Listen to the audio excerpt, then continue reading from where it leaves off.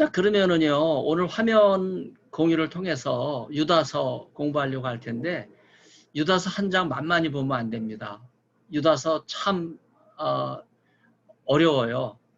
저도 늘 볼 때마다 새롭고, 유다서 가지고 설교 여러 귀절 했었는데, 이제 그 귀절은 유다서 분위기가 나질 않죠. 오히려 뭐 굉장히 영적인 책처럼 이렇게 느껴지는데, 이제 오늘 여러분들이 유다서를 공부하면 유다서가 이런 부분이 있나 굉장히 새롭게 다가오게 될 겁니다. 자, 그럼 화면을 공유함으로써 시작을 해보겠어요. 유다서, 네.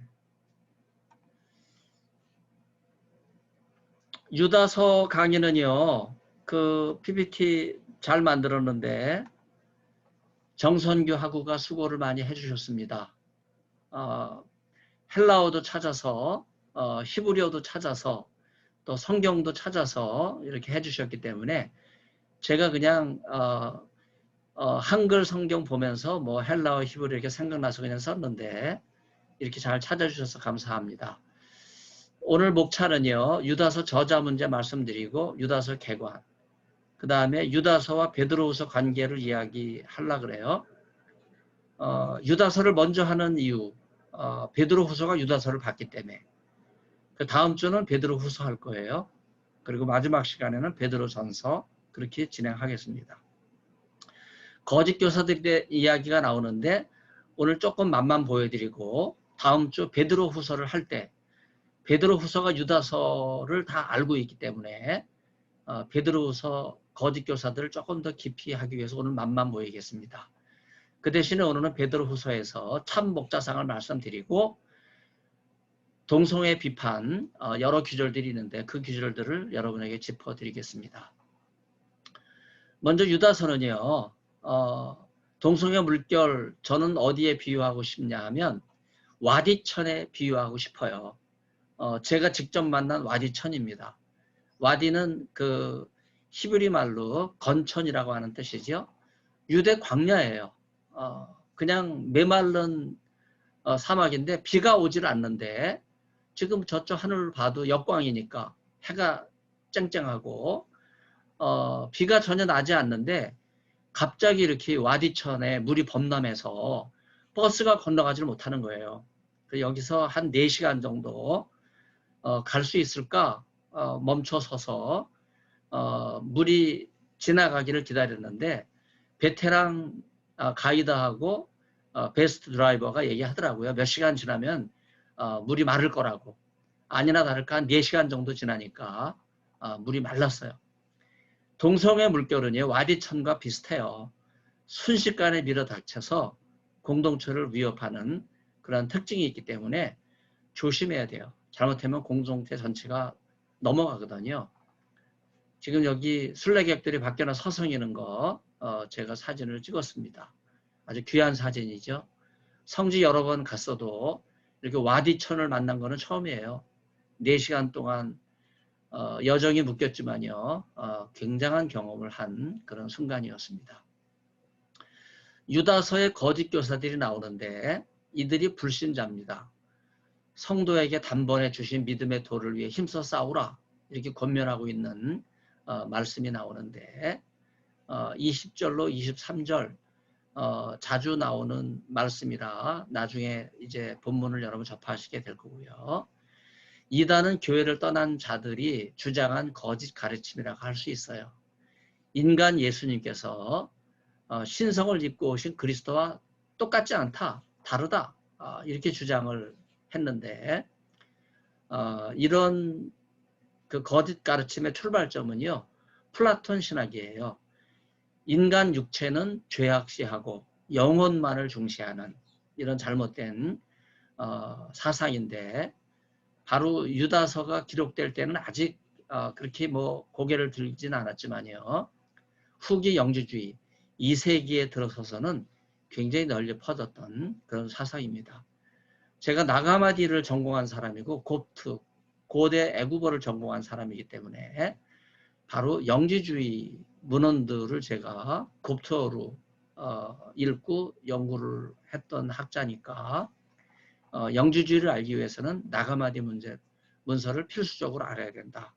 여러분이 나중에라도 관심을 가지면 좋겠습니다. 주 예수 그리스도의 사도들, 또 성도에게 단번해 주신 믿음의 도, 이렇게 나오는데, 사실 우리 성경에는 믿음의 도 이렇게 번역되어 있지만 그냥 원문에는 그냥 피스티스, 믿음이라고만 되어 있어요. 아무튼 기독교의 첫 세대 뒤를 이어서 유다서를 읽고 있는 신앙 공동체는요, 사도들의 터 위에 세워져 있는 믿음을 계승한 공동체였다 하는 것을 우리가 알 수 있어요. 유다서 저자 문제를 말씀드립니다. 예수 그리스도의 종 야고보의 형제인 유다는 부르심을 받은 자, 곧 하나님 아버지 안에서 사랑을 얻고 예수 그리스도를 위하여 지키심을 받은 자들에게 편지하노라. 제가 사실 유다서 한 장밖에 없으니까 1절을 의미하는 건데, 유다서 1절 이렇게만 표시했는데 우리 정성규 학우가 잘 풀어줘서 감사합니다. 야고보의 형제 유다, 바로 예수님의 친동생 야고보 형제라고 볼 수 있죠. 유대인의 정경과 외경을 다 알고 있는 유다. 놀라운 거죠. 이 말은 무슨 말이냐면 우리가 알지 못하는 문헌을 유다는 알고 있다 이거예요. 그래서 유다서를 잘 알기 위해서는 유다가 알고 있는 유대인의 정경과 외경을 알아야 된다. 또 유다는 초기교회에서 감독을 지낸 분이에요. 또 그 형제 야고보와 마찬가지로 예수님의 형제들로서 야고보서의 저자, 유다서의 저자, 네, 이걸 부인하는 학자들이 많이 있는데 잘못된 겁니다. 야고보서 개론은 여러분 다시 한번 참고해 주시면 좋을 것 같습니다. 유다서니까 유다서는 신약 가운데 가장 적게 익히는 책 가운데 하나라고 볼 수 있어요. 오늘날 정경으로 간주되지 않았던 문헌들, 그걸 유다서가 여러 규절에서 인용해요. 유대계에서 높은 가치를 지녔던 외경 문서들, 여기 제가 예를 들면 모세 승천기, 에녹일서, 12족장의 유언, 무슨 책인지 여러분 잘 모르시면 유다서 이해하기가 어렵죠. 도서관에 가시면요, 외경 문헌들에서 쉽게 볼 수 있는 그런 내용들입니다. 이걸 유다서는 권위 있게 인용하고 있고요. 또 보통 이제 신약 다른 책과 다른 모습인데 심판과 책망에 관한 강력한 목소리가 유다서에 나오는데 이런 내용이 후대 교회가 받아들이지 않은 내용이에요. 이런 점에서 유다서를 많이 거부했다고 볼 수 있죠. 왜 교회가 유다서를 거부했나? 잘 모르기 때문에 거부한 거예요. 여러분 우리 가운데서도 막 그 외골수, 배타적인 사람들 있잖아요. 그런 사람들 특징은요, 잘 모르는 거예요. 모르고서. 그러나 알면 좀 더 합리적으로 대처할 수 있죠. 동성애를 잘 모르니까 동성애 인권이라고 주장하는 거고, 장신대 교수들이 요즘은 또 동물권까지 얘기하더라고요. 심각합니다. 네, 뭐 이렇게 장신대가 자유주의 신학에 자꾸 이렇게 편승하는지 안타까워요. 자유주의 신학이 뭔지 교수들이 잘 몰라서 그래요. 그걸 거부하고 정통교회 신앙을 세워나가야 되는데 교수들이 너무 이 신학적 기반과 전통이 약하기 때문에 쉽게 휩쓸리고 자기가 읽는 책이 어떤 책인지 모르고 그 책에 그냥 막 이끌리는 그런 참 안타까운 모습이 나타나고 있습니다. 유다서는 하나님께서 도덕적, 윤리적 행위를 기대하신다. 이게 굉장히 중요한 관점이에요. 도덕적으로, 윤리적으로 절대적 기준, 선을 넘으면 안 되거든요. 대개 교인들은요, 영혼의 문제 고민하다 보면 육체의 삶이 고달퍼서 목회자한테 기대고 가까이 와서 상담하는 경우가 많이 있는데 목회자가 이걸 악용을 해서 선을 넘어가는 그런 경우가 많이 있어요. 그건 아주 잘못된 겁니다. 성도가 기독교 공동체 안에서 죄를 짓는 것에 대한 책임성을 가져야 된다. 이런 사실을 유다서는 철저하게 보여주고 있습니다. 유다서는 청독자들을 향해서 하나님의 부르심을 받고 하나님의 사랑을 받고 예수 그리스도에 의해서 지킴을 받은 자들이다. 이렇게 언급하고 있는 거예요. 그 출발점은 하나님이고 하나님의 사랑이고 예수 그리스도께서 세워주신 그 은혜거든요. 이걸 유다서는 굉장히 강조하고 있습니다. 가만히 들어온 몇 사람이 있습니다. 그들은 옛적부터 이 판결받기를 미리 기록된 자니 경건하지 아니하여 우리 하나님의 은혜를 도리어 방탕한 것으로 바꾸어 홀로 하나이신 주제 곧 우리 주 예수 그리스도를 부인하는 자니라. 여기 홀로 하나이신 천지의 주제이신 하나님, 그렇게 연결되는 쿰나문서의 호다요트, 하나님을 찬송하는 대표적인 시, 그 첫 마디가 호다요트로 시작하기 때문에 호다요트 포뮬라 이렇게 이야기하는데 바로 그것을 예수님에게 적용하고 있어요. 바로 예수 그리스도가 천지의 주제이신 하나님이시다. 이런 용어로 딱 붙이는 거예요. 그러나 방탕한 자들, 동성애에 편승하는 자들, 바로 예수 그리스도를 부인하는 자다. 이게 얼마나 강력한 표현입니까?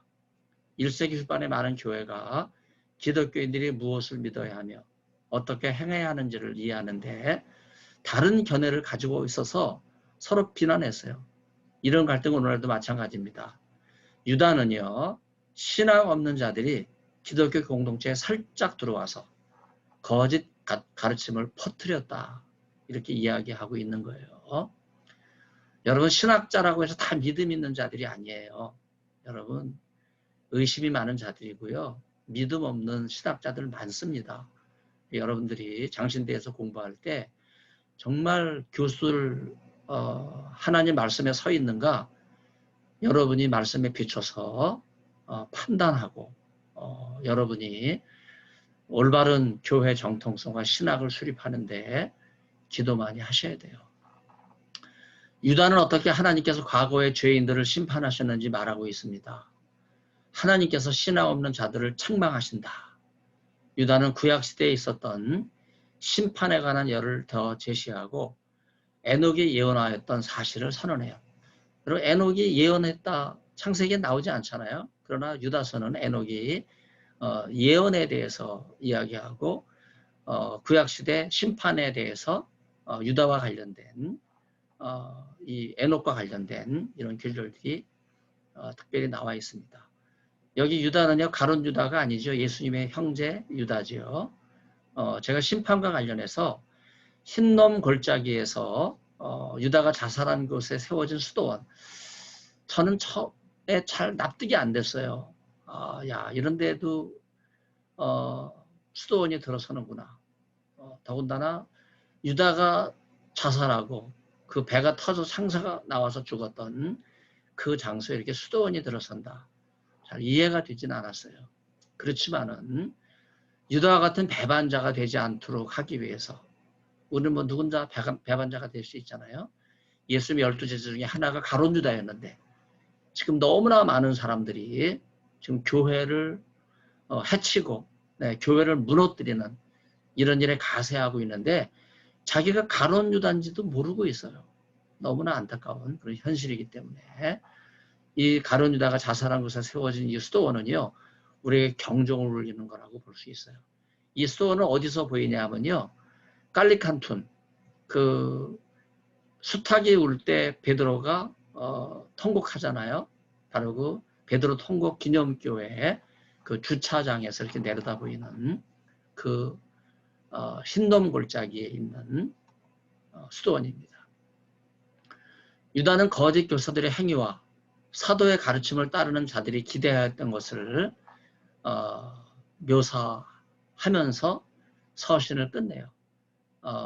이제 거짓 교사들은 사도들의 가르침으로 판단을 받는다. 바로 그런 거죠. 결국 거짓 교사들은요, 교회 정통성과 전해져 내려오는 사도의 가르침과는 거리가 먼 자들이다. 다 자기 이론과 사설에만 이끌리는 사람들이다. 이런 비슷한 경고가 성경 여러 곳에 있습니다.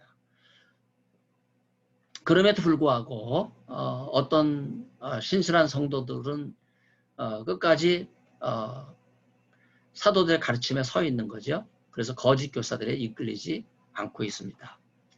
그럼에도 불구하고 몇 사람들은 이런 거짓 교사들이 휘둘리니까 유다서는요, 저들을 구해내라. 이렇게 요청하고 있습니다. 다시 22~23절이 나오고 여러 번 반복이 되는데 나중에 이 규절이 또 나옵니다.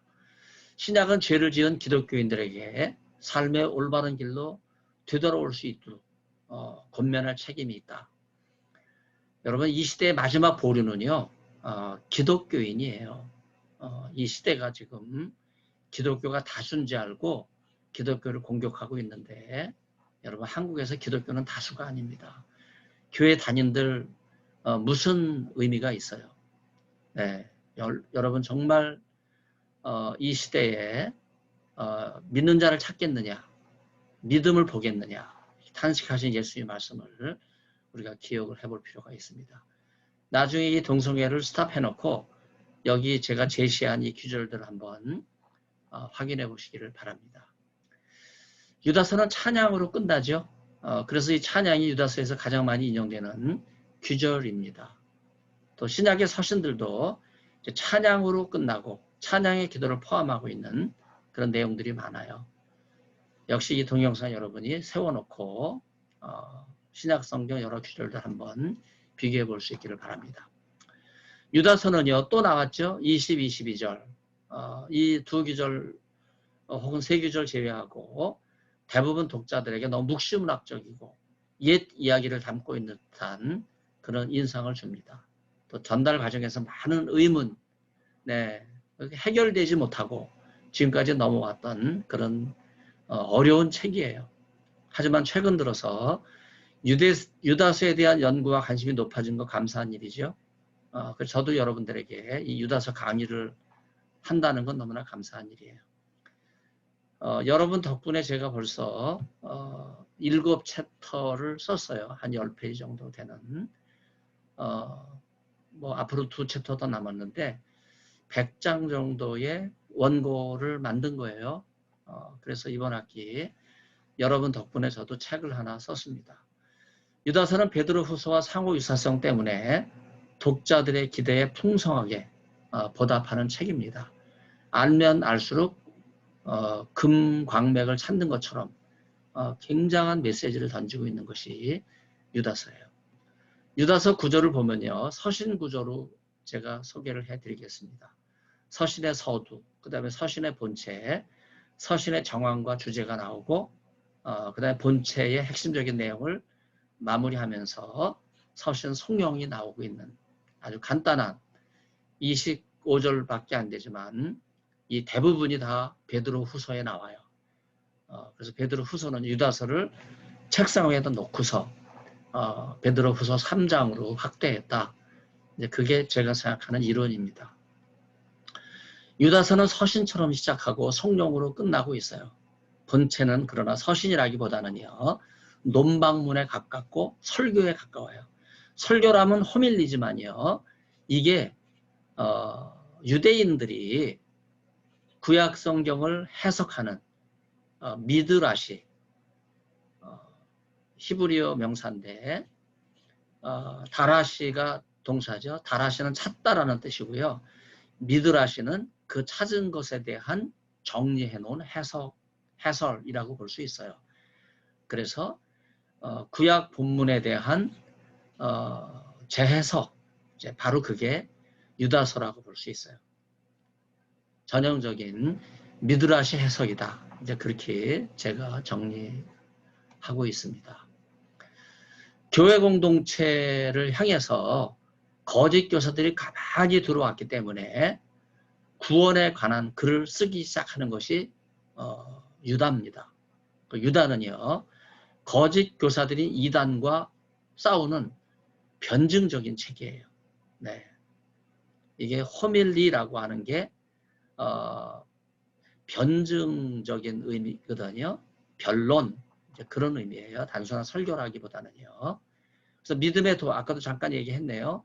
원문에는 피스티스, 믿음이라고만 나오는데 우리말은 믿음의 도 이렇게 번역을 했는데 믿음의 도를 위해서 힘써 싸우라. 유다서의 목적은 여기 또 나오죠. 20절, 23절. 이게 굉장히 중요한 본문이기 때문에 이 본문이 계속 나와요. 여기 오른쪽에 있는 이 스테인드 글라스는 아니고요.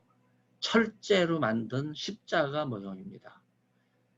눈물교회 안에서 예루살렘을 바라보는 바로 기드론 계곡에 있는 감람산, 예루살렘 동편에서 바라본 언덕인데, 저 십자가가 향한 곳은요, 그 십자가 옆에 살짝 비껴져 있는 황금돔이 아니고요, 그 뒤에 희미하게 두 개의 돔이 있죠. 회색돔, 그러니까 성모교회입니다. 이 십자가가 향하고 있는 것이 성모교회예요. 그래서 눈물교회에서 십자가가 향하는 곳이 어딘가, 유다서가 목적으로 하는 것이 무엇인가, 우리가 한번 생각해 볼 수 있는 그런 주제라고 생각합니다. 유다서와 베드로후서는 상호 간의 유사성이 있고요. 베드로후서가 먼저 논의되고 그 다음 유다서가 따르는 것이 우리 지금 성경, 경전의 순서죠. 뭐 베드로후서 다음에 요한 1, 2, 3서, 유다서 이렇게 나오지만, 그러나 저는요, 유다서를 먼저 이야기하고 그 다음에 베드로후서, 베드로전서 이런 식으로 클래스를 진행하고 여러분에게 강조하려고 생각합니다. 유다서와 베드로후서의 관계는요, 이단과의 관련성 속에서 이단의 정체를 밝히는데 굉장히 중요해요. 그래서 베드로후서에서 이제 이단과 관련된 내용을 다루기 때문에 이 문제는 나중에 베드로후서를 다루면서 말씀드리겠습니다.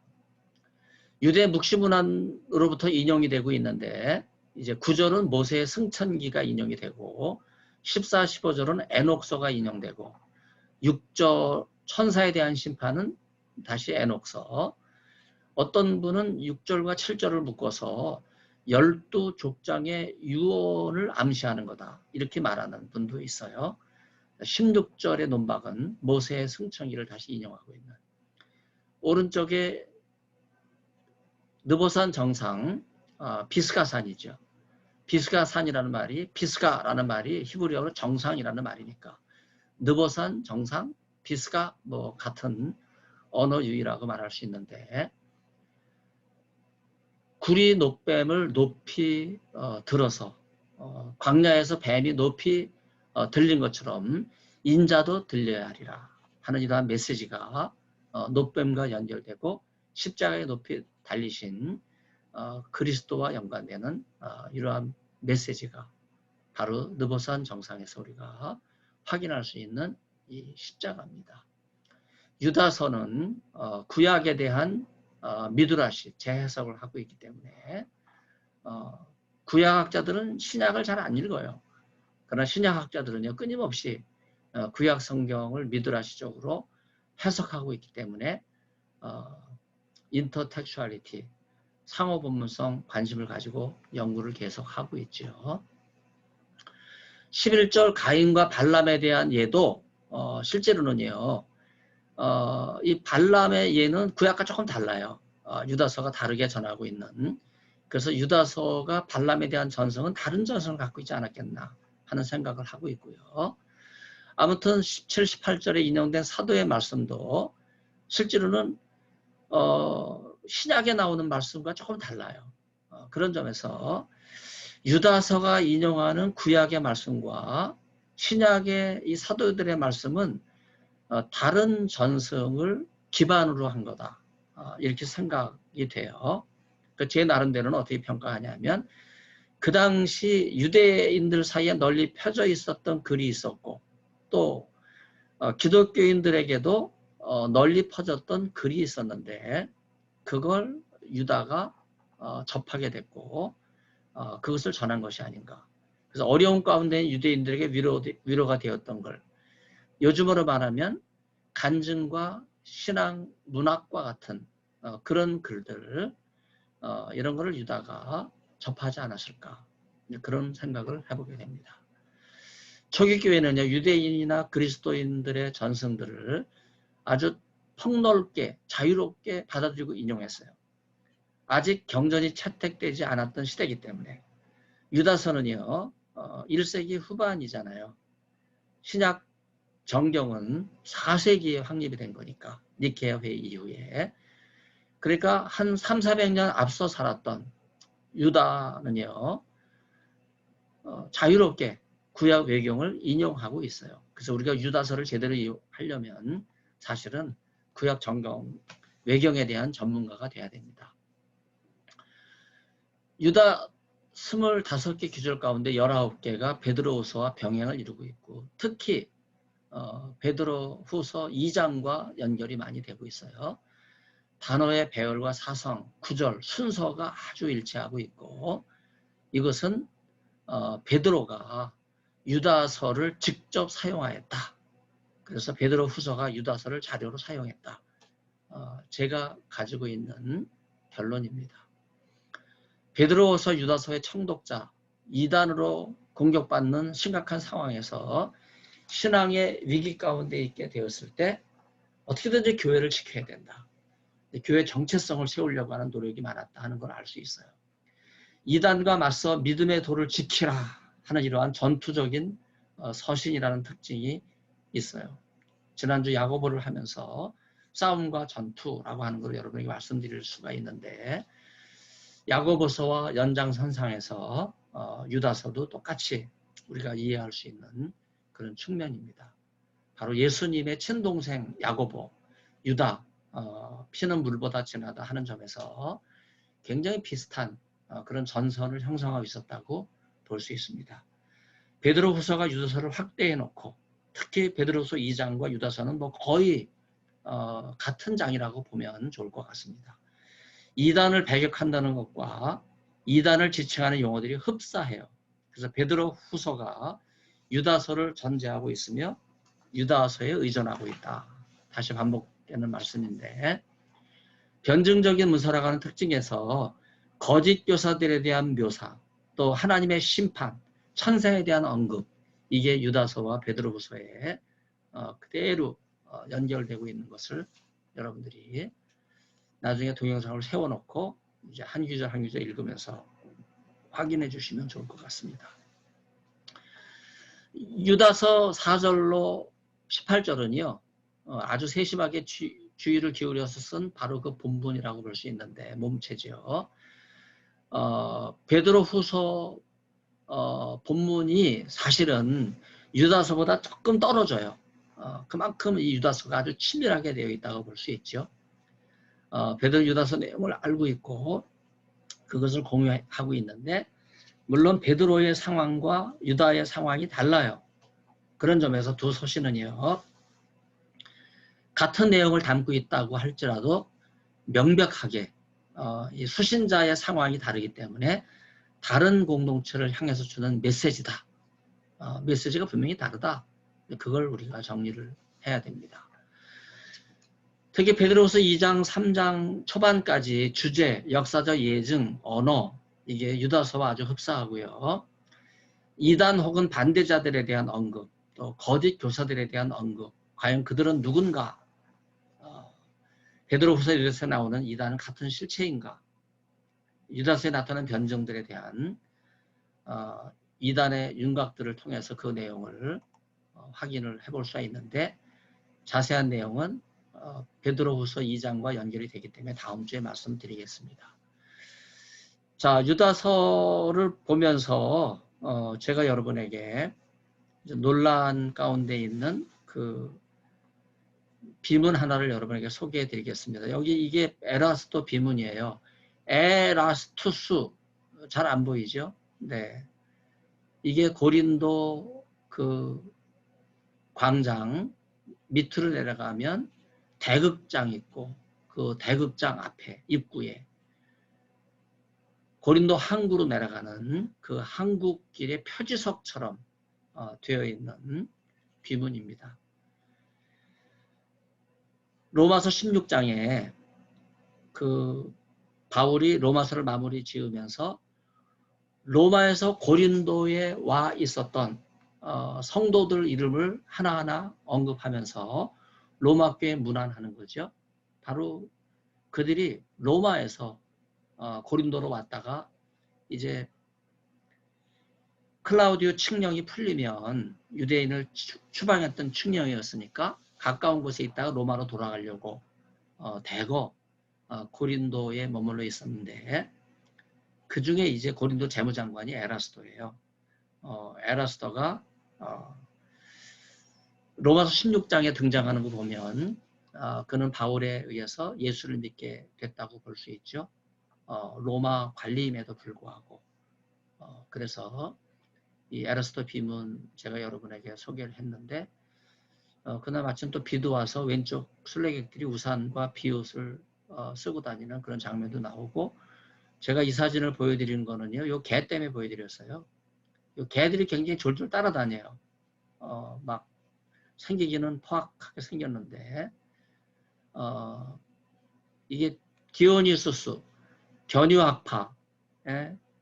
그 개를 상징한다고 이제 현지에 가면 이야기를 해서, 사실 에피큐리안이나 또 디오니수스, 스토아학파 이런 사람들은요, 항상 본질보다는 변론을 통해서 자기들의 거짓된 가르침을 내세우려고 했던 그런 측면이 강했기 때문에 제가 이 견유학파의 견이 개견자거든요.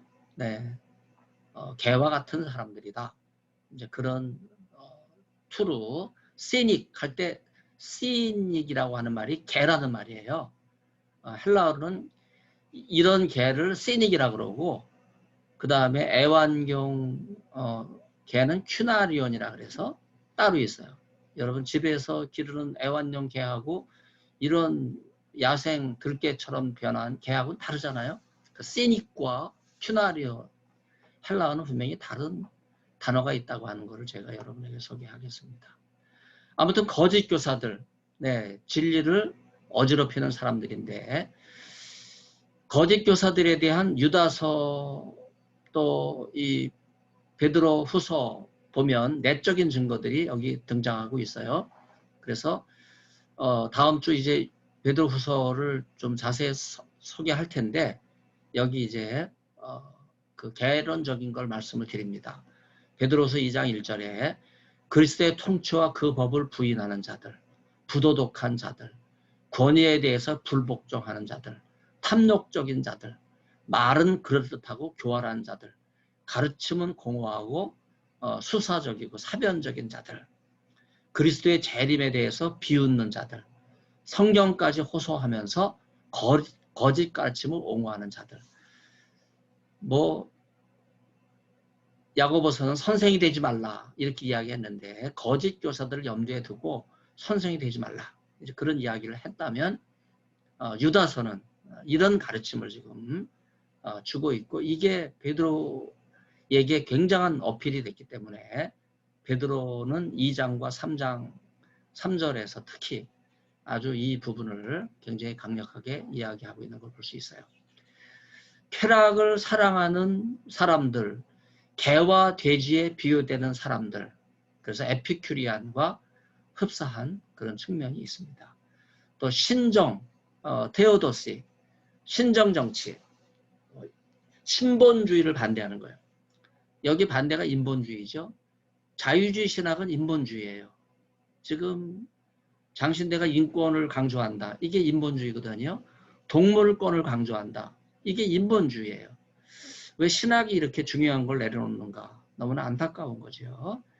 신정을 반대하는 사람들, 그런 사람들을 등에 업고 그냥 그들의 귀에 듣기 좋은, 청중이 좋아하는, 오늘날 이 사회가 환영하는, 마치 믿지 않는 기자들이 성경에 대해서 조금 엉뚱한 얘기하고 또 기독교 정통적인 교리에 대해서 조금 허튼 얘기를 하면은 관심을 갖는, 거기에 신학자도 혹해가지고 너무나 신앙 오랫동안 내려왔던 사도적 가르침을 포기하는 이런 일이 오늘 우리 신학교 안에서 일어나고 있어요. 너무나 안타까운 일입니다.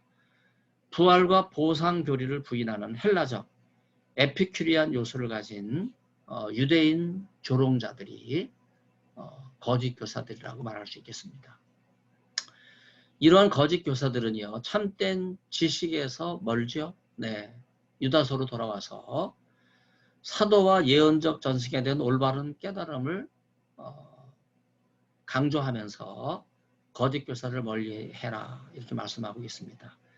바로 이들이 베드로후서에서 보여주는 반대자들, 초기 교회 혹은 후기 영지주의자들로 옮겨가고 바로 이러한 자들이 율법 폐기주의 경향으로 가는 거예요.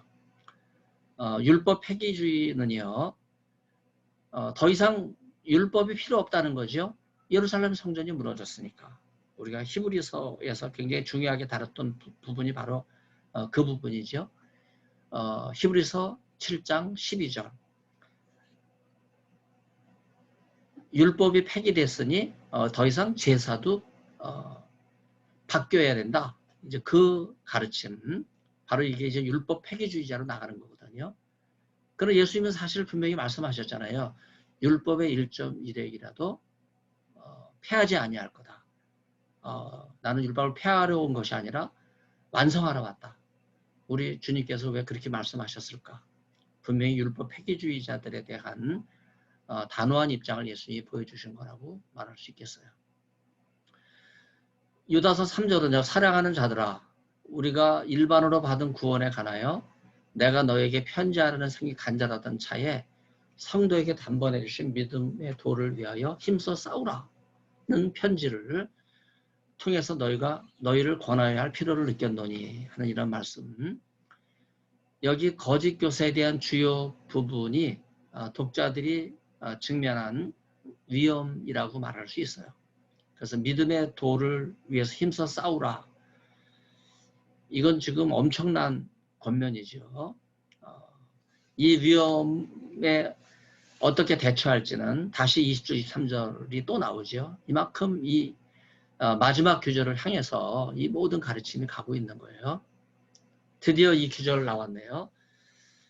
제가 뭐 설교 많이 했습니다. 이 규절 가지고. 사랑하는 자들아 너희는 너희의 지극히 거룩한 믿음 위에 자기를 세우며, 자기를 세운다고 하는 거는 우리 흔히 뭐 학벌에 세운다든지 뭐 지연에 세운다든지 뭐 가문에 세운다든지 다 세상적인 거거든요. 우리는 자신을 어디다 세워야 되나? 믿음 위에 세워라. 그 믿음도 다른 믿음이 아니고 거룩한 믿음이다.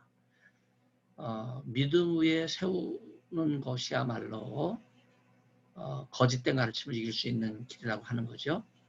또 기도도 성령으로 기도해라. 이게 다 명령형으로 되어 있어요. 우리 서술형으로 되어 있는데 사실은 명령형이죠.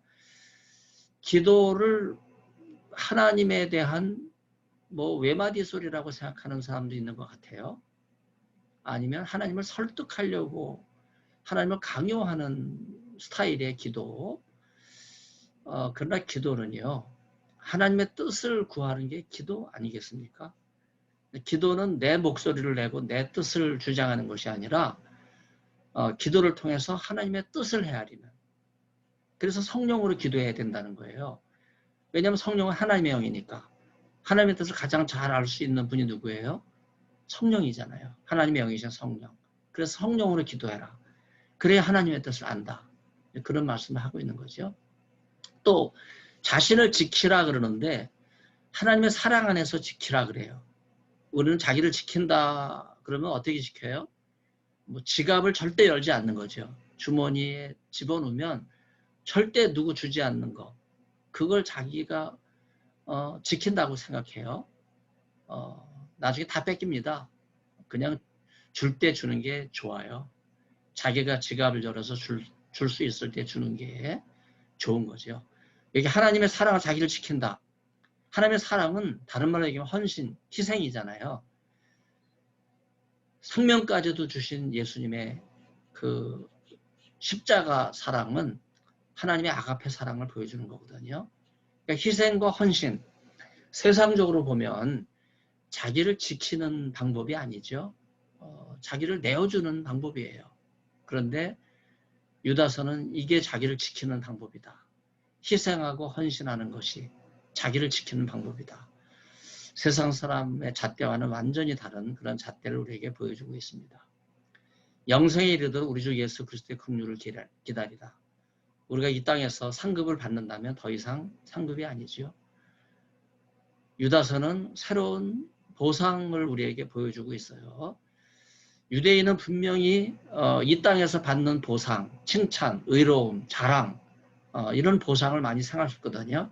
그런데 유다서는요. 영생에 이르도록 마지막에 받는 보상, 예수 그리스도의 긍휼, 자비, 세상에서는 보상이 없다고 하는 말로 이해하면 좋을 것 같아요. 우리가 세상에 상급을 받으면 장차 하늘에서 받을 면류관이 없다. 우리가 그렇게 생각하면서 그리스도인은 마지막 영생에 이를 때까지 사실은 세상에 상급이 없는 거죠. 그런 비천한 자들이다.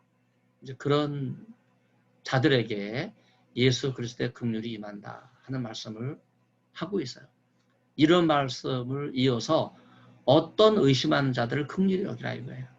막 흔들리는 거짓 교사들의 가르침에 밀가불 넣듯이 흔들리는 자들, 또 어떤 자들을 불어서 끌어내어 구원하라. 정말 안타까운 그런 사람들이죠. 지옥불에까지 들어가서라도 건져내라. 한국 사람들은 지옥 가도 뭐 즐긴다 그래요. 뭐 지금은 코로나19 때문에 그러지 못하지만요. 불가마 체험을 너무나 많이 해가지고 아이고 지옥불도 겁내지 않는 게 한국 사람이다. 내가 그런 얘기를 들은 적이 있어요. 어떤 자를 그 육체로 더럽힌 옷까지도 미워하되 두려움으로 긍휼히 여기라. 나중에 동서와 관련돼서 육체의 쾌락을 좋아하는 자들을 향해서 가르치고 있는 말씀이에요.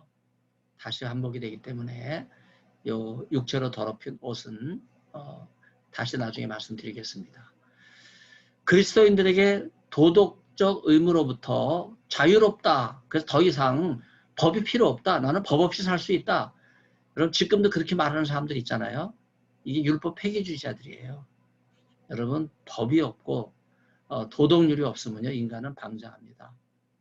자기 자유만 주장하게 되면요 그걸 통제할 수가 없는 거예요. 방종으로 끝나기 때문에 거짓 교사들의 측면에서 유다서 출신자들이 견지해야 될 참된 복음은 다른 것이 아니에요. 합당한 도덕적 함의, 그래서 삶의 실천, 깨끗한 삶으로 나타나야 된다. 다시 21, 23절이 또 나오잖아요. 그 순종하는 제자들은요. 종말론적인 구원의 길로 인도되지만 거짓 교사들은 부도덕한 삶을 살기 때문에 종말론적인 심판으로 이어진다. 종말론은 두 가지 측면이에요. 하나는 구원과 심판. 이게 동전의 양면과 같은 거예요. 그래서 참된 제자는 마지막에 구원을 받지만 거짓 교사들의 가르침에 휘둘리는 사람은요. 심판을 받게 됐다 하는 그런 말씀을 하고 있어요.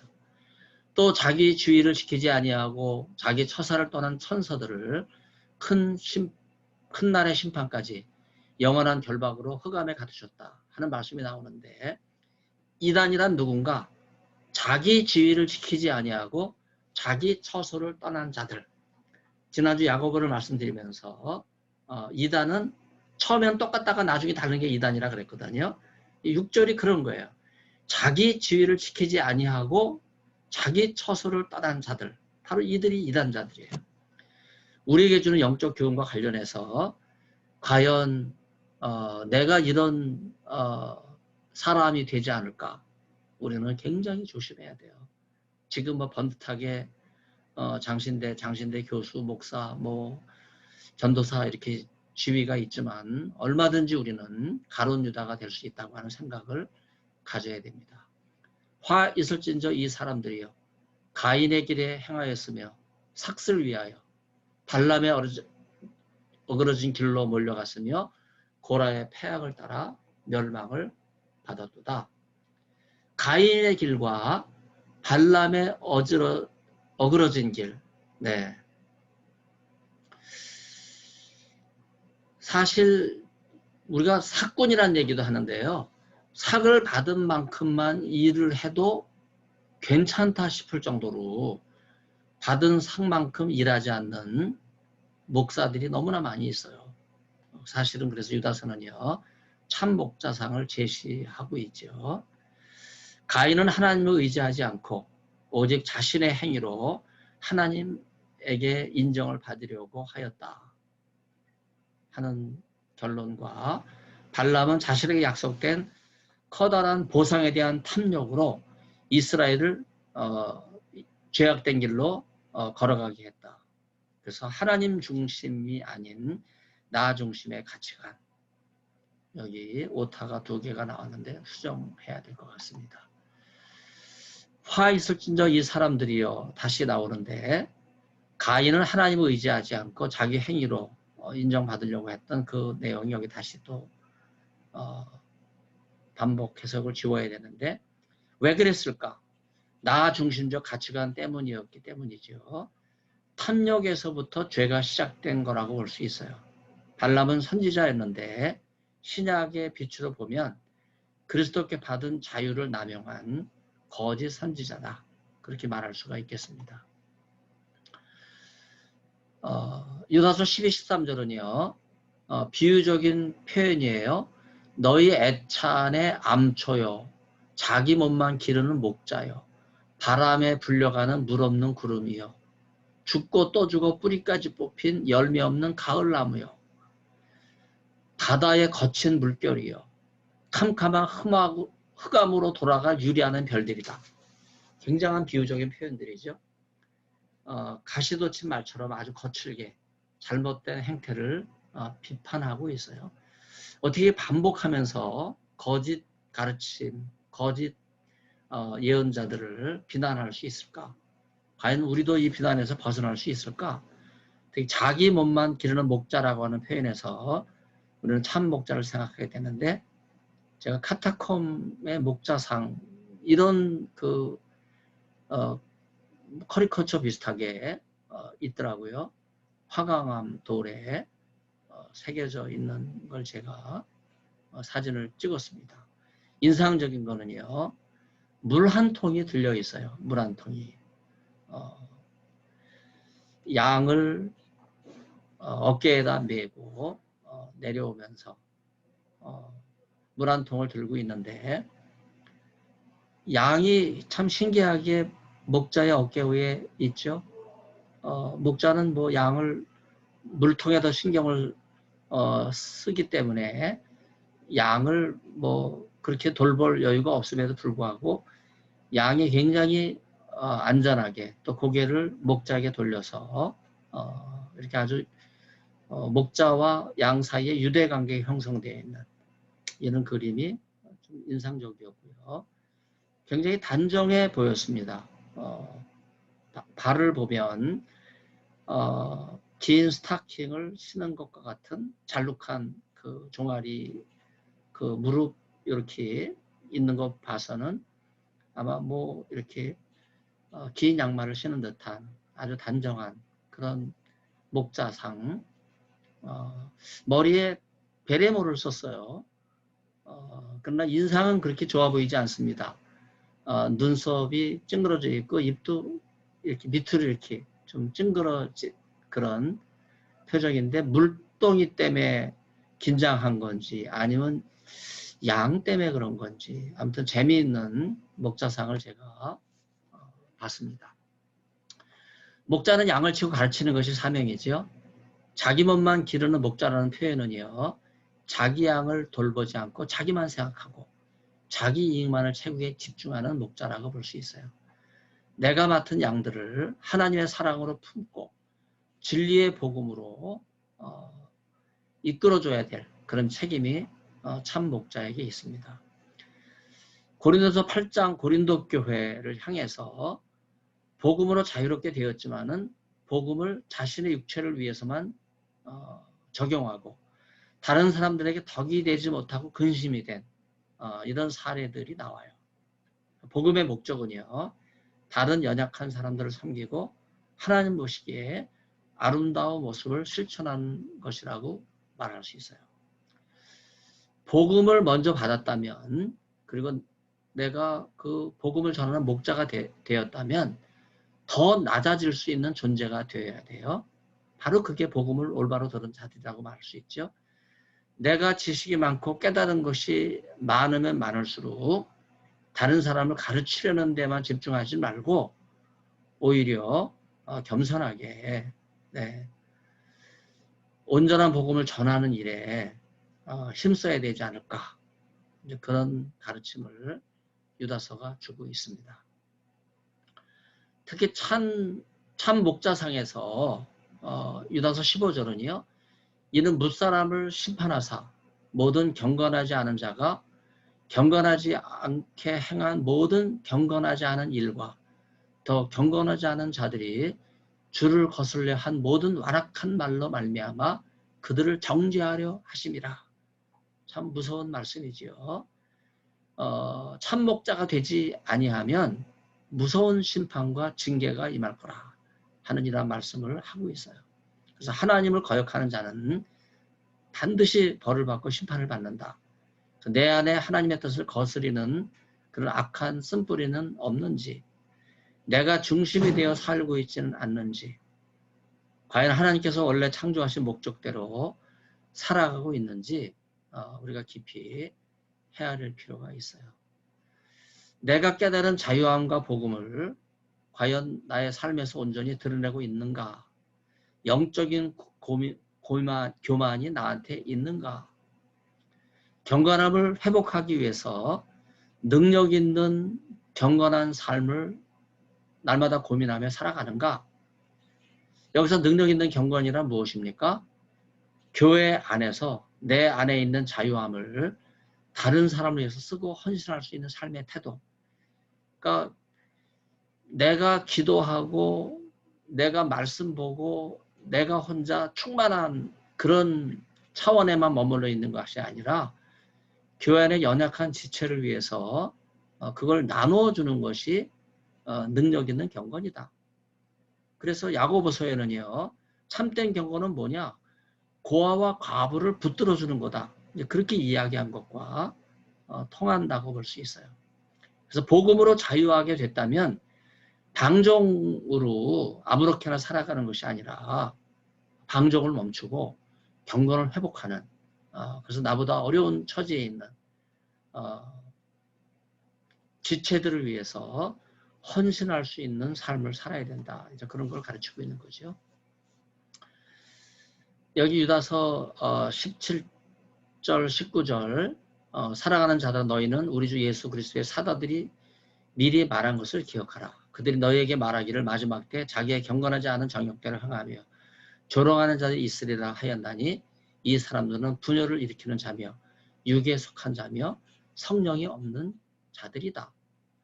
거짓 교사들을 향해서 육에 속한 자들, 성령이 없는 자들, 경건하지 않은 자들, 정욕대로 행하는 자들, 조롱하는 자들, 분열을 일으키는 자들 너무나 무서운 그런 표현들이 계속 나와요. 그에 반해서 사도들의 전승을 언급하는 이유는요. 교회는 예수 그리스도의 증인인 선지자와 사도의 터 위에 세워져야 하기 때문입니다. 유다는요. 중립적인 위치에 있는 사람들에게 사도의 권위를 호소하면서 여기 중립적이라고 하는 말은요. 거짓 선지자들의 가르침에 따라가지도 않고 또 선지자와 사도의 그 가르침을 따라가지도 않고 중간에서 머뭇거리며 경건하지 않고 정욕대로 행하고 또 조롱하고 성령이 없다 이렇게 말하는 자들 이런 사람들을 향해서 주는 말씀이라고 볼 수 있어요. 여기 또 그 오타가 나왔는데 다시 수정해야 될 것 같습니다. 사도의 권위는요. 신앙의 정통성을 세워나가는 데 있어서 규범과 같은 역할을 한다고 볼 수 있어요. 그래서 유다는요. 사도의 가르침을 동원해서 자기의 가르침에 권위를 세우는 그런 논법을 쓰고 있다고 말할 수 있죠. 너무 자신의 권위를 오용하는 뭐 내가 누군데 이런 의식이 나를 결국 망하게 하는 거죠. 자멸하게 하는 거죠. 우리 주위에 그런 사람도 굉장히 많이 있어요. 결국은 자기 스스로를 무너뜨리는 거죠. 카타금 지하 동굴에 있는 교회의 모습입니다. 사진을 옆으로 좀 늘려서 조금 강단이 널브러져 있는데 그 강단 이렇게 아치형 강단이 있고요. 이제 전면 위는 지붕이고 그 다음에 양쪽에 새가 있고 성찬상이 이렇게 보여요. 작은 단이 있고 이게 그 카타콤 지하 동굴을 이렇게 깎아서 단을 만들고 이제 그 앞에 성도들이 앉아서 예배를 드렸던 그런 현장이 나타나 있습니다. 굉장히 그 투박하지만은요, 한 3, 400년 동안 신앙을 지켰던 성도들의 삶의 모습이 그대로 투영되어 있는 그런 현장입니다. 생명의 위협이 있었기 때문에 이렇게 숨어서 신앙을 지켰던 거죠. 바로 사도 바울도 이제 그 로마를 가보지 않았지만은 로마의 성도들이 카타콤에서 이제 이런 고통을 피해 환난과 박해를 피해서 신앙생활을 한다고 하는 것을 알고 있었고 또 베드로도 로마의 환난이 있었으니까 로마를 떠났잖아요. 그러나 다시 또 돌아갑니다. 쿠오바디스 도미네. 바로 이 카타콤 교회 앞에 쿠오바디스 도미네 기념교회가 있어요. 거기서 로마를 향해서 묵묵히 걸어가는 예수님을 만나서 주여 어디로 가시나이까?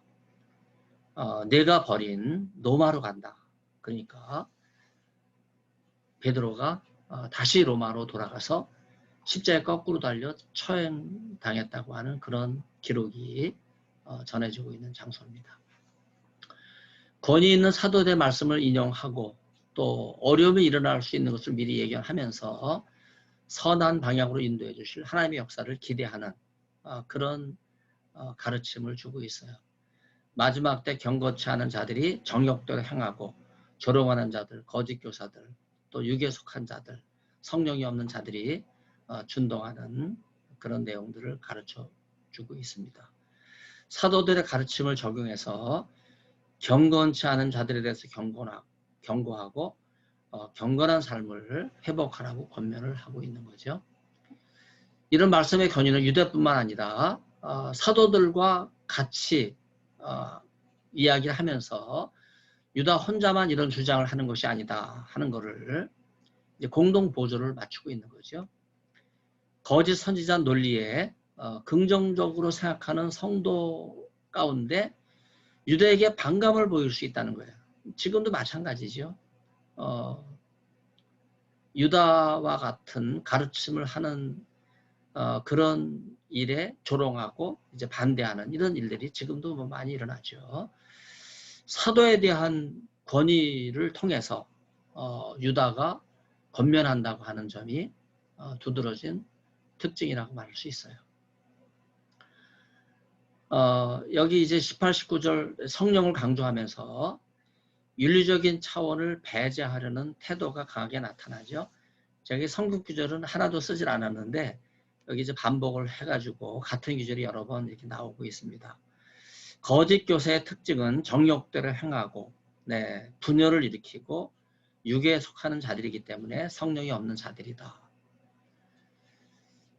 이단자들은요 결국 교회를 분열시키고 하나님 말씀을 기만하고 자기들의 지식을 더 소중하게 여기고 자기들의 가르침만 뛰어나게 생각하는 이런 자들은 예나 지금이나 똑같이 교회 안에 있죠. 그래서 하나님 말씀대로 가르치지 않고 분열을 일으키는 자들이다. 그렇게 권면하고 있습니다. 유다서는 얼마 되지 않는 규절이지만요. 마지막 때 사도들과 다른 주장을 하는 사람들을 예를 들면서 동성애를 비판하는 그런 규절들이 많이 나와요. 자기 정욕대로 살아라 이렇게 주장하는 것을 경계하고 또 정욕대로 하고자 하는 마음을 점검하고 자유함이 잘못될 가능성이 있다고 하는 것을 일깨워주고 자유함을 근거로 한 거짓 선자들의 주장은 매우 그럴듯하지만요. 사람들을 유혹할 염려가 있다. 이런 가르침을 주고 있어요. 예수님께서는요.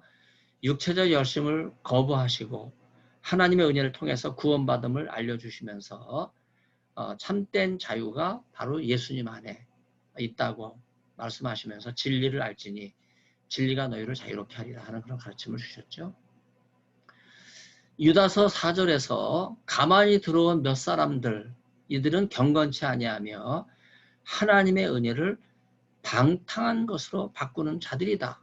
이렇게 말씀하고 있어요. 에녹일서 8장 1절로 4절과 관련된 구절을 제가 기록을 해놨는데, 아자젤은 사람들에게 검과 무기와 방패와 흉배를 만든 법을 가르쳤고, 이것은 천사들의 가르침이었다. 광산을 보여주며 그것을 어떻게 작업해야 하는지를 알려주었을 뿐만 아니라 팔찌, 화장품, 눈을 꾸미는 색조 화장과 장식, 모든 종류의 보석, 염색에 유용한 뭇 재료 등을 보여주었다. 그러자 경건하지 않은 일들이 많이 일어났다. 그 다음에도 조금 나오죠. 사람들은 동성애를 행하고 방황하였으며 모든 면에서 타락하게 되었다. 시미야자는 주술과 근초를 깨는 기술을 가르쳤고, 아르마로스는 주술을 푸는 방법을, 바라키알은 점성술을, 코키엘은 징조를 해석하는 법을, 사디엘은 별을 관측하는 법을, 사리엘은 달의 변화를 가르쳐 주었다. 그러자 죽어가는 자들의 비명이 하늘에 사무쳤다. 여기 이제 이상한 이름들 많이 나오는데, 이게 타락한 천사들의 이름이에요. 바로 이들이 사람들에게 거짓 교사들처럼 악의 뿌리를 심어줬다. 그래서 이 타락한 천사들을 숭배하는 당시 지중해 천사 숭배가 만연됐던 그런 모습을 보여주는 것이 에녹일서라고 말할 수 있어요. 이제 그 기조를 제가 인용을 했습니다. 유다서 6절은요, 이런 규절과 관련해서 자기 처소를 떠난 천사들을 창세기 6장 1, 4절과 연결을 짓습니다. 범죄한 천사들이 이 땅에 내려와 사람의 딸들을 취한 하나님의 아들들이 되었다. 많은 유대 해석들은요, 이 하나님의 아들들이 천사들이라고 해석하고, 이 타락한 천사들로 인해서 세상의 악이 창궐하게 되었다. 그렇게 해석을 해요. 그래서 에녹서와 또 창세기 6장이 연결되는 그런 구절입니다. 베드로서 2장 4절이 바로 이 기조를 알고 있기 때문에 범죄한 천사들을 용서하지 아니하시고 지옥에 던져 어두운 구덩이에 두어 심판 때까지 지키게 하셨다 하는 이런 말씀을 하고 있는데, 하나님의 아들들이 사람의 딸들과 결혼했다 하는 창세기 6장 2절의 죄를 연결하고요. 이때 천사가 인간과 결합해서 장대한 사람들인 네피림이 태어났다. 이런 해석을 보여주고 있습니다. 유다서 7절에서는요. 롯의 집을 방문한 남사 천사들과 상관하다. 히브리어 야다. 우리 하구가 야다. 성관계 이렇게 딱 히브리어를 찾아주셔서 감사드립니다. 바로 이러한 그 상관, 동성애를 한 죄악으로 인해서 롯의 그 소돔과 고모라죠. 똑같은 이 음란, 동성애 죄악이 가득했다 하는 이런 말씀을 하고 있는 거예요. 그 도시에 살던 남자들은 여성과 결혼하기보다는 동성애 쾌락을 찾아서 다른 육체를 따라가다가 영원한 불의 형벌을 받았다. 그래서 다른 육체는요, 남자의 결합을 버리고 동성애를 따라간 죄악. 그 당시는요, 성인 남성이 미소년을 좋아했어요. 성인 여성이 미소녀를 좋아했어요. 이게 다른 육체거든요. 하나님께 창조하신 남녀의 결합보다는요, 헤테로사르키코스, 그걸 따라갔다. 이런 표현이 여기 나와 있어요. 하나님께서는 유황과 불로 소돔과 고모라를 멸망시켰다 하는 이런 말씀은 다가올 불의 영원한 전조를 가리키는 말씀이라고 볼 수 있어요. 유다서 8절은요. 4절에 언급된 가만히 들어온 자들, 동성애 우상을 퍼뜨린 거짓 교사들과 연결을 지으면서 육체를 더럽힌 죄를 소돔 고모라에서 행한 동성애 죄악으로 연결을 하면서 동성애 쾌락에 빠짐으로써 하나님의 권위를 업신여기고 영광을 비방하는 자들에 대해서 언급을 하고 있습니다. 10절은요. 이성 없는 본능을 아는 것. 이성 없는 본능, 다른 말로 하면 육체의 본능이거든요. 육체의 본능과 쾌락을 알았다. 이게 안다고 하는 말이 헬라어로 야다라는 말인데 바로 오이다라고 하는 말인데 바로 이게 히브리어의 야다, 성적인 쾌락, 동성의 쾌락. 그래서 하나님께서 창조하신 가정의 질서를 비방하고 인간이 추구하는 이 성적 쾌락 중에 최고의 쾌락이 이 동성의 쾌락이라 그래요. 바로 이런 음란에 빠진 것을 경고하고 있습니다. 15, 16절은요. 경건하지 않은 죄인과 정욕대로 행하는 자를 동일하게 취급합니다. 당시 지중해 풍속인 이 심포지움, 향연을 즐기는 이런 일들이 뭐 그리스 문화 때부터 로마를 거쳐 예수님 당대 유대인에게까지 침투해 들어와서 유대인들이 그 복음서에 기록된 그 식사한다 하는 말은 길게 들어눕는다. 이제 그런 표현이잖아요. 그 향연에 등장하는 그런 그 식사 자세예요.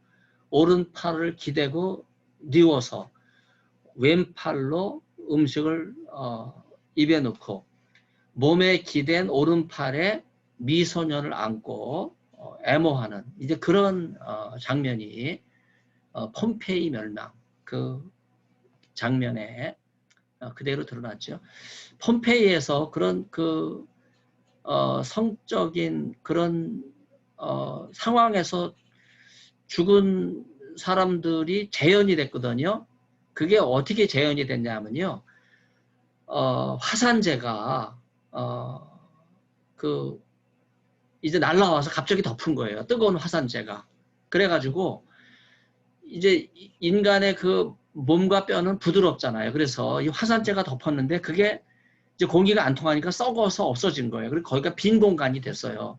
근데 거기다가 이상하다. 어떻게 빈 공간이 있을까? 그래가지고 그걸 발굴한 고고학 벽에다가 그 석고를 부어 놓은 거예요.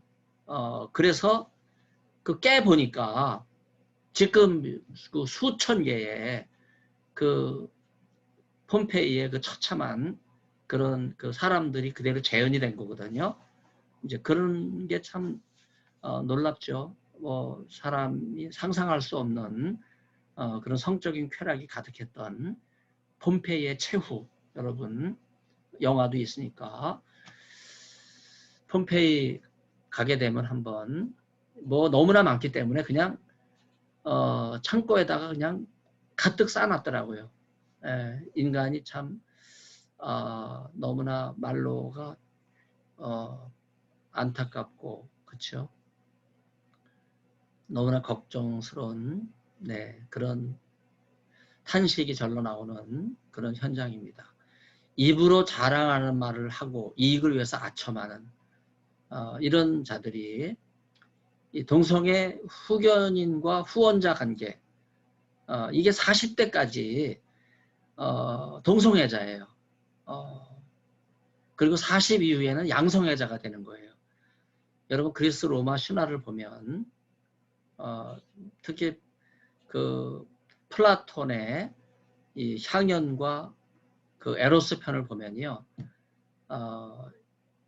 이게 성인 남성 미소년, 성인 여성 미소녀 이게 동성애가 그 당시에 아주 미풍양속처럼 자리를 잡은 그런 것을 볼 수 있어. 40까지는 그렇게 지내는 문화예요. 그 40 넘어서 이제 가정을 꾸려서 애를 낳는 양성애자로 바뀌는. 그래서 2017년 제103회 우리 통합총회에서는요. 퀴엇이나 가로 열고 동성애, 양성애, 성전환 2단으로 결의를 하게 된 배경이 다 이런 이유라고 말할 수 있겠습니다. 카타콤에서 발견된 등잔들 보면요. 저렇게 지나가면서 어느 동굴 안에 보니까 이렇게 그래서 철조망 안으로 제가 카메라를 집어넣고 사진을 찍었습니다. 칠흑같이 어두운 그 동굴 안에서 이 등잔 불을 밝혀서 글을 성경을 읽고 신앙을 지켰던 이 신앙인들의 삶이 그대로 배어나 있습니다. 동성애자들을 포기하지 말고 불구덩이에서 끌어내되 그들의 행색을 본받지 말라 이렇게 권면합니다. 오늘날로 말하면요, 퀴어 신학에 사용하는 동성애 깃발을 멀리하라 하는 이런 말씀으로도 적용할 수 있고요. 마지막까지 그들을 두려움으로 긍휼히 여겨라 하는 이런 말씀에 권면으로 적용을 해볼 수 있습니다. 레위기 18장 22절에서는요, 동성애를 가증한 일로 이야기하는데 하나님께서 심판하시는 이방인의 우상 제사에 가득한 문화, 바로 이 가증하다고 하는 말에 토에바, 우리말로 가증하지만요, 히브리어는 금지된 것이라고 하는 원래의 뜻이 있어요. 그래서 너는 여자와 동침함과 같이 남자와 동침하지 말라. 이는 하나님이 금지한 것이라. 우리가 그 말의 뜻을 새길 수 있어야 돼요. 신약성이 기록됐던 시대 동성애는요, 로마 사회에 만연되었던 문화라고 볼 수 있고요. 동성애 행위뿐만 아니라 동성애를 우상 숭배로 조장하는 일이 흔했어요. 그래서 그리스 문화를 계승한 로마의 남성들은요, 대부분 청소년기의 미소년과 동성애 관계를 맺으면서 후원을 했어요. 성인 남성과 미소년의 동성애는요, 문화로 자리 잡고 사회의 통과 의례가 되었습니다. 여자의 예를 또 들면 기원전 630년경 여루시인 사포는요, 많은 미성년 소녀들과 동성애를 즐겼어요. 그래서 그레코 로만 사회 동성애는 만연된 문화였다. 남녀 불문했다. 아까 레위기 말씀 여성과 남성의 동성애를 하나님이 금지하신다. 이제 그런 말씀이 입증하고 있는 거죠. 하드리아누스 황제 애인 미소년이 아티노우스인데 동성애를 즐겼던 성인 남성 황제와 미소년의 사랑인데 비극적으로 이 아티노우스가 물에 빠져 익사해 죽어요. 그때 비탄에 잠긴 이 하드리안 황제는요, 신으로 추앙해서 우상숭배법을 만들어 공포합니다. 하드리안 신전이지요. 하드리안 신전에 요 가운데 요게 황소의 불알이에요. 이게 풍요의 상징이거든요. 아데미 신전 가슴에 이게 주렁주렁 달려 있는데 바로 이걸 동경하고 있는 거죠. 이걸. 네. 이게 바로 하드리안 신전의 숭배의 가장 대표적인 모습입니다. 제가 요 장면을 확대해서 찍은 게 있는데 나중에 한번 또 다른 모임에서 공개하도록 하겠습니다. 만국적인 동성애 폐해를 알게 된 그리스 시인 아리스토파네스. 네, 아리스토파네스 책이 저한테도 헬라어로 있는데 1, 2, 3권. 테메테 여신을 위한 제사의 여인들이라고 하는 희곡에서 당시 동성애로 유명한 비극시인 아가톤을 신랄하게 희화하면서 비판해요. 플라톤의 아까 이야기한 향연편과 에로스편에서도 동성애를 두둔하는 내용이 나와요. 낯뜨거운 장면들이 엄청나게 나옵니다. 향연은 아가톤의 집에서 열린 향연 심포지움에서 7명의 연사가 입에 침도 마르지 않을 정도로 살아계신 에로스를 찬양하며 동성애를 두둔하는 내용이 나와요. 그러나 플라톤은 말기에 바뀌죠. 그의 말기 저서인 법률이라고 하는 책에서 동성애적 성행위가 인간의 본성에서 어긋난다. 이제 그렇게 비판을 했습니다. 여러분 그리스 로마 신화 아이들이 굉장히 좋아하죠. 이런 자극적인 내용 때문에 좋아하는 거예요. 여러분 어렸을 때도 그렇죠. 네. 아무튼 그리스 로마 신화에 대해서 다시 한번 여러분이 재해석하고 신약 배경사의 중요한 문헌들이기 때문에 제가 여기 그 광나루 청소년 도서관 그 다음에 그 동대문의 뭐 새로 생긴 도서관, 이제 그 도서관을 자주 가는 이유는요. 그리스 로마 새로운 책들이 많이 들어와요. 그래서 그 책들을 보면서 제가 예수님 말씀을 동성애 대책을 위해서 굉장히 다양하게 강의를 한 내용들을 우리 학생들을 마치 세뇌시킬 정도로 제가 반복해서 들려주고 있는데, 아무튼 여러분도 언제 기회가 되면요, 예수 말씀 복음서 Q 동성애 대책 강의를 여러분들이 유튜브 상에 제가 공개를 해놨기 때문에 한번 검색하셔서 들을 수 있길 바랍니다. 굉장히 긴 시간인데 오늘 여러분 유다서 강의 동참해 주셔서 진심으로 감사를 드립니다. 공유를 중지하고, 네, 여러분 얼굴을, 네, 보겠습니다. 박기태하고 들어오셨네요.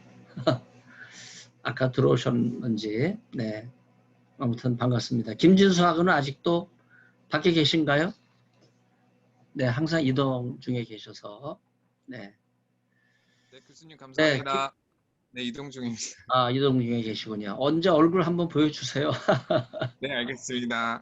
김민희하고는 도착했어요? 네, 거의 도착해서 기다리고 있습니다. 그렇군요. 아무튼 다음 주 강의 잘 부탁드리고요. 네, 교수님. 제가 오늘 유다서도 동성애와 연결 지었지만요. 제가 억지로 연결하는 게 아니에요. 제가 유다서를 이렇게 보면서 주석을 이렇게 두적거려 보면요. 동성애로 연결을 안 져요. 그만큼 이 신약학자들이 좀 뭘 주석하고 있는지 안타까울 정도로 제가 정말 마음이 답답하거든요. 그래서 여러분한테 이제 이런 개론적인 강의를 하는데, 앞으로 이제 기회가 되면 여러분들과 함께 이제 공석을 기왕에 만났으니까 계속 좀 우리가 소그룹 모임으로 또 한두 명 이렇게 더 초대해서 여러분이 앞으로 한국교회의 밝은 미래입니다.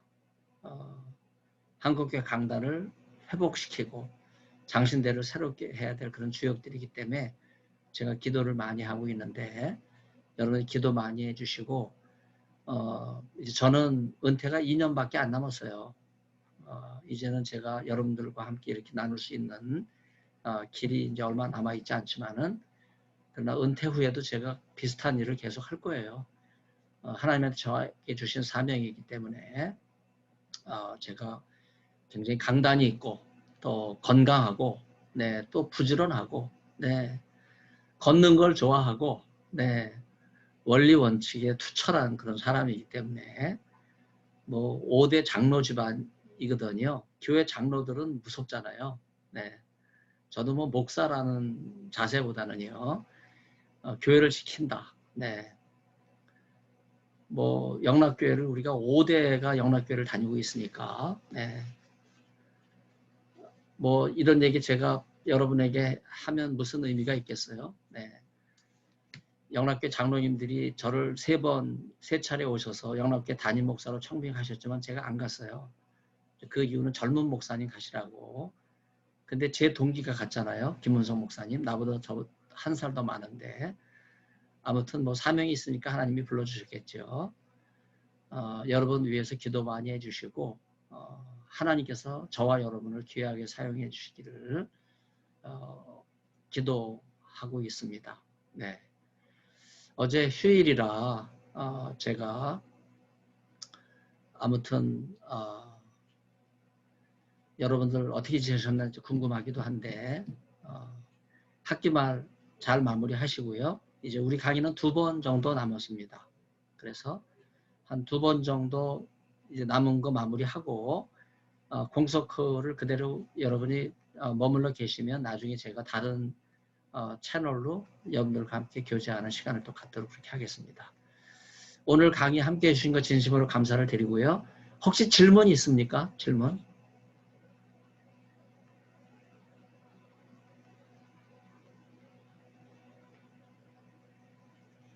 우리 김정아 전사님 안경 꼈어요?